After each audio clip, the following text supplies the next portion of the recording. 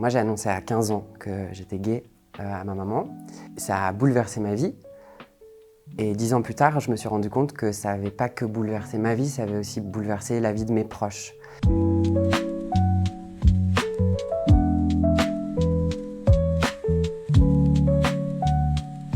Je m'appelle Aymeric Chezot, je suis comédien et j'ai notamment fait un spectacle qui s'appelle La Révérence, qui est un seul en scène autofictionnel.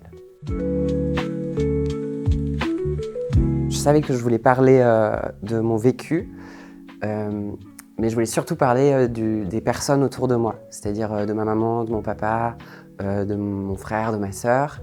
En fait, moi, j'ai annoncé assez tôt que j'étais pas hétéro et à 24 ans, d'un coup, je regarde 10 ans en arrière et je vois en fait mon cheminement par rapport à ça.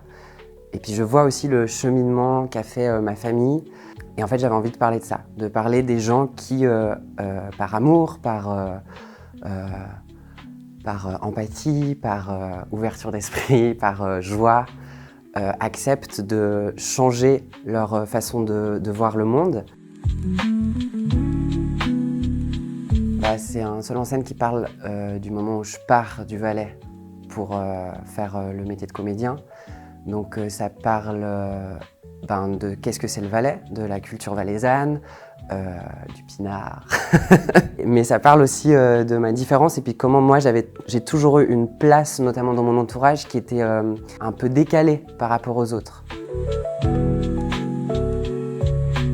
J'ai eu pas mal cette phrase où tout à coup, ma maman me dit « Ah mais cette dame, elle a dit que t'avais dû beaucoup souffrir ». J'étais « Ah mais non, tu vois maman, tu sais comment ça a été, moi j'ai eu la chance, j'ai été entourée, j'ai eu la chance de vous avoir, j'ai eu la chance d'avoir des super copines ». Et puis tout à coup, en fait, je me dis « Ah mais oui, en fait, c'est un parcours qui est pas facile ». Et je m'en étais jamais rendu compte parce que pour moi, c'est tellement mon parcours, c'est tellement normal en fait pour moi de recevoir des insultes. En fait, ça confronte les gens à ce regard-là.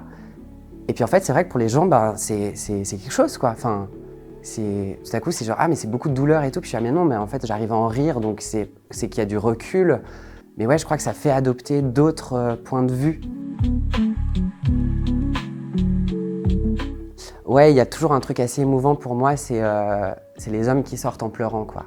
Là où j'ai grandi, c'est un truc que j'ai pas l'habitude de voir. Je me dis peut-être que moi, je donne quelque chose qui est sensible et puis qui est peut-être une part intime et puis fragile de moi. Et puis du coup, ça fait que les gens acceptent, notamment les mecs, acceptent d'être aussi un peu fragiles.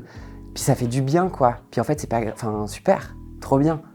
Parmi les retours que j'ai eus qui m'ont le plus marqué, c'est à la fin du spectacle, une dame qui s'est retournée vers ses filles et qui leur a dit « Je suis vraiment désolée, je n'ai rien compris à vos problématiques de génération.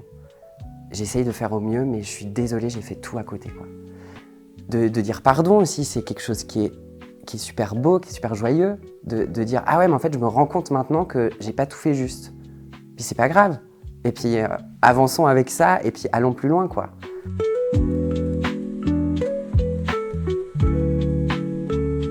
En fait, il y a plusieurs types de réactions. Je vois qu'il y a des choses qui ont changé par rapport à il y a 10 ans. Et en même temps, je reçois quand même un mail. J'ai notamment une prof qui m'a écrit un mail, mais gros comme ça, en me disant ah mais en fait, j'ai eu des réactions hyper virulentes, hyper homophobes, donc j'ai bien rappelé la loi, etc., etc. Et puis là, tu fais ah ouais, en fait, ça n'a pas non plus changé des masses, quoi. Et il n'y a rien qu'à se mettre dans une cour de récré pour entendre que l'insulte la plus prononcée, c'est PD, quoi. Enfin, maintenant, ça a un petit peu changé, je crois que maintenant, c'est sale gay, donc ça a un petit peu changé. Mais quand même, ça reste hyper présent à cet âge-là.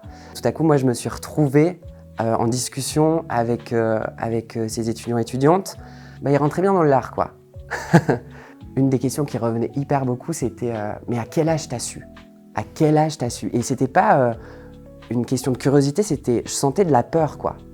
C'était des mecs qui disaient, mais à quel âge, en fait ? Parce que moi, là, j'ai 13 ans, et puis si ça se trouve, je sais pas encore, mais ça va m'arriver, puis ça va être un enfer.